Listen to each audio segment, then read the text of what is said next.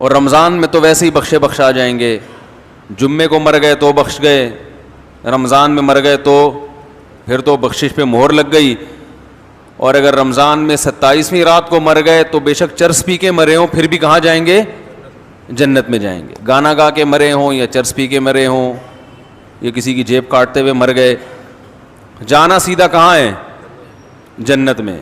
یتیموں کی عادت یہ ہوتی ہے کہ وہ اللہ کی رحمت کو ایسا بنا کے پیش کرتے ہیں کہ بس سب کی بخشش ہو ہی جائے گی جنت میں. یہ بھی غلط ہے. اس میں جو اعتدال. بسم اللہ الرحمن الرحیم. السلام علیکم. میں امید کرتا ہوں آل گرام خیر و عافیت سے ہوگی. تو آج کی ہمارے ری ایکشن کی ویڈیو ہے طارق مسعود صاحب کی. کیا رمضان میں مرنے والا جنت میں جائے گا؟ تو طارق مسعود صاحب کی. تو چلو آئیے چلتے ہیں ویڈیو کی طرف. ویڈیو جانے کے سے پہلے اگر چینل پہ نئے چینل کو جلدی سے سبسکرائب کریں, لائک کریں, شیئر کریں. تو چلو آئیے چلتے ہیں ویڈیو کی طرف. لیٹس پلے. خطیبوں کی عادت ہے کہ وہ ڈرانے والا پہلو بہت غالب کرتے ہیں کہ ہر وقت لوگوں کو ڈراتے رہتے ہیں جس سے مایوسی پھیلتی ہے. اور بعض خطیبوں کی عادت یہ ہوتی ہے کہ وہ اللہ کی رحمت کو ایسا بنا کے پیش کرتے ہیں کہ بس سب کی بخشش ہو ہی جائے گی.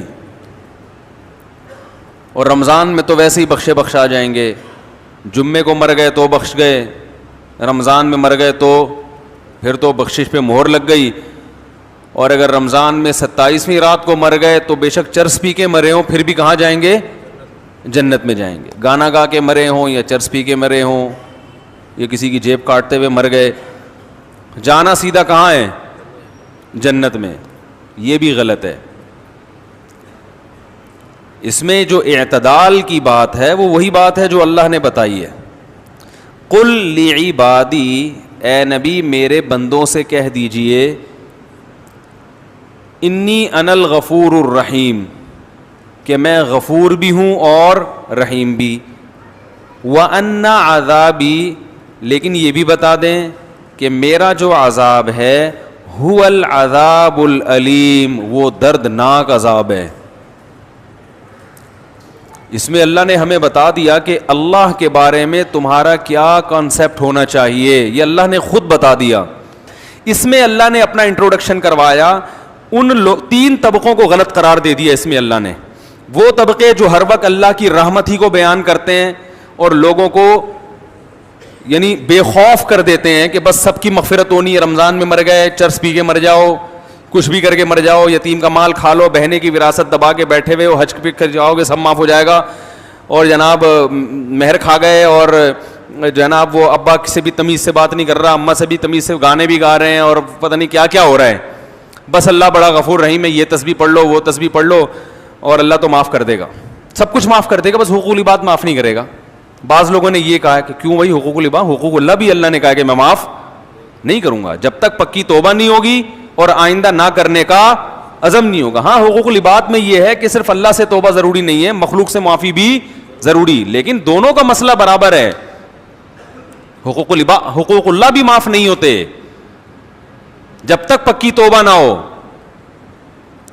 تو ان لوگوں پر بھی رد ہے جو ہر وقت اللہ کی رحمت کو ہائی لائٹ کرتے رہتے ہیں اور ایسا اللہ کو بنا کے پیش کر دیتے ہیں کہ لوگ کہتے ہیں یار ڈرامے بھی دیکھو, فلمیں بھی دیکھو, خواتین پردہ بھی نہ کریں, مرد نظر کی حفاظت بھی نہ کرے, اور میرے بھائی سعودی بینک میں جاب بھی کرتے رہو, سود بھی کھاتے رہو, انشورنس بھی کروا کے رکھو کہ ابا مر گئے تو اتنے پیسے ملیں گے, صحیح ہے نا, نہیں مرے تو نہیں ملیں گے, اور وراثت بھی تقسیم نہیں کرو, حج واجب ہے آپ کے اوپر, فرض ہو چکا ہے, آپ بڑھاپے کے لیے اس کو ٹال رہے ہیں. آج حج کب ہوتا ہے؟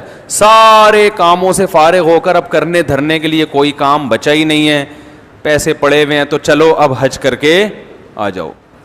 ہمارے حضرت فرما رہے تھے ایک دفعہ بیان میں کہ لوگ رمضان میں یہ تو بتاتے ہیں کہ بخشش ہوگی, روزہ رکھا, تراویح رکھی, بخشش پکی بخشش ہے, 30واں عشرہ جہنم سے خلاصی, 27ویں رات میں تو جنت ہی جنت کا. یہ بھی تو حدیث میں آتا ہے کہ جو روزہ رکھ کے بھی جھوٹ نہ چھوڑے اس کو بھوک اور پیاس کے علاوہ کچھ بھی حاصل, اور جو تہجد پڑھ کے بھی برائی نہ چھوڑے اس کو رات کو جاگنے کے علاوہ کچھ بھی حاصل.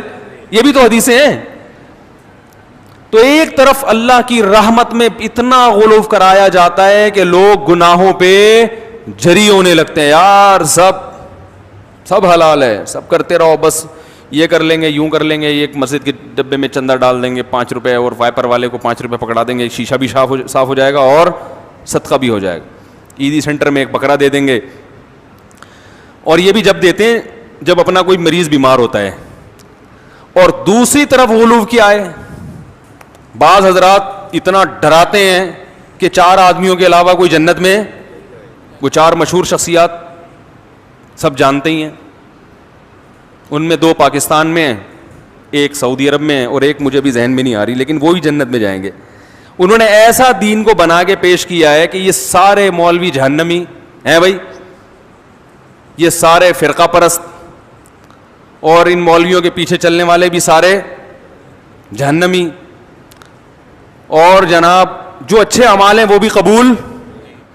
تو اس لیے بعض لوگ جہنم کا ایسا بنا کے پیش کرتے ہیں، لگتا ہے کہ جنت میں جانے والے 4-5 آدمیوں کے علاوہ کوئی جنت میں نہیں جائے گا، اور ایسا اللہ کے عذاب سے ایسا ڈراتے ہیں.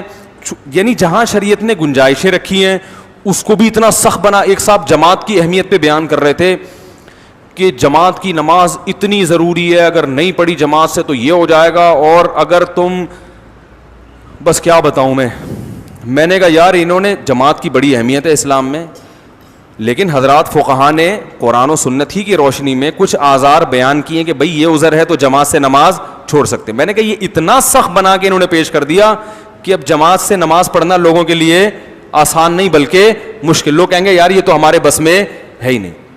حالانکہ فقہا تو دین کو زیادہ سمجھتے ہیں نا. انہوں نے بتایا کہ بھئی یہ آزار ایسے ہیں، آپ کو شدید بھوک لگ رہی ہے، آپ کے سامنے کھانا آ گیا، اب آپ کو ڈر ہے میں نماز پڑھنے جاؤں گا تو کھانا ٹھنڈا ہو جائے گا، تو آپ جماعت سے نماز چھوڑ سکتے ہیں. جہاں شریعت نے گنجائشیں دی ہیں وہ گنجائش دینی چاہیے، بلا وجہ نہ چھوڑیں. اور ایسا ہی بھی نہ ہو کہ روزانہ اسی ٹائم پہ کھانا پکوانا شروع کر دیں. 2 انتہائیں ہیں، تو اس میں اعتدال کا راستہ کیا ہے بھائی؟ اللہ کی ذات کے دونوں پہلو ہیں، عذاب بھی ہے اور رحمت بھی ہے، لیکن یہ بالکل برابر نہیں ہے. رحمت والا پہلو عذاب والے پہلو پر غالب ہے. تبھی اللہ نے رحمت کو ہائی لائٹ کیا، میں غفور بھی اور میں رحیم بھی، لیکن عذاب کے بارے میں فرمایا میرا جھانپڑ بہت سخت ہے. یعنی میں ایسا ہوں نہیں، لیکن مجھے مجبور نہ کرو، اگر میری نافرمانی کی تو میں عذاب بھی دے دوں گا. تو رحمت غالب کیسے ہے؟ ایسے غالب ہے کہ نیکی کا ثواب بہرحال میں. جی تو دوستوں میں امید کرتا ہوں ویڈیو آپ کو اچھی لگی ہوئی. اسی طرح کی مزید ویڈیو دیکھنے کے لیے میرا یوٹیوب چینل سبسکرائب کریں. ویڈیو ملتے ہیں اگلی ویڈیو میں، دیجیے اجازت.